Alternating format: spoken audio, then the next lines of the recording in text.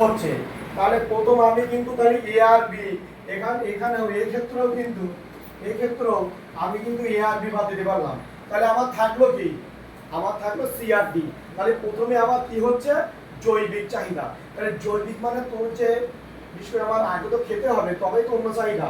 তাহলে এক নম্বরে আমাদের আছে জৈবিক চাহিদাটা আগে হবে। আচ্ছা, জৈবিক চাহিদা হওয়ার পরে আমাদের একটা মানসিক শান্তি আসে। কিছু খাওয়ার পরে মানসিক শান্তি আসে, না হলে কিন্তু মানসিক শান্তি আসে না। পেটে খিদে আর দিন পড়লে কিন্তু পড়া মুখস্থ হয় না। তাহলে ওটা কি হয় বলতো? এটা হবে মানসিক চাহিদা। তাহলে তুই এখানে দেখ, প্রথমে আমাদের দেওয়া আছে এক নম্বরে হবে জৈবিক চাহিদা, তারপরে আমাদের মানসিক চাহিদা আছে।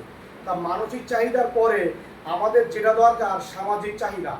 সামাজিক চাহিদা মানে জিনিসটা কি?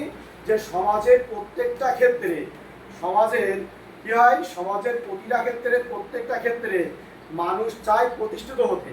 সেই জন্য এই প্রতিষ্ঠিত চাহিদা বা এই সামাজিক চাহিদা আমাদের একান্ত প্রয়োজন। সেই জন্য 3 নম্বরে কি হয় বলতো? 3 নম্বরে যেটা হবে সেটা হলো সামাজিক চাহিদা। আর সামাজিক মানে তারপরে আছে নৈতিক চাহিদা।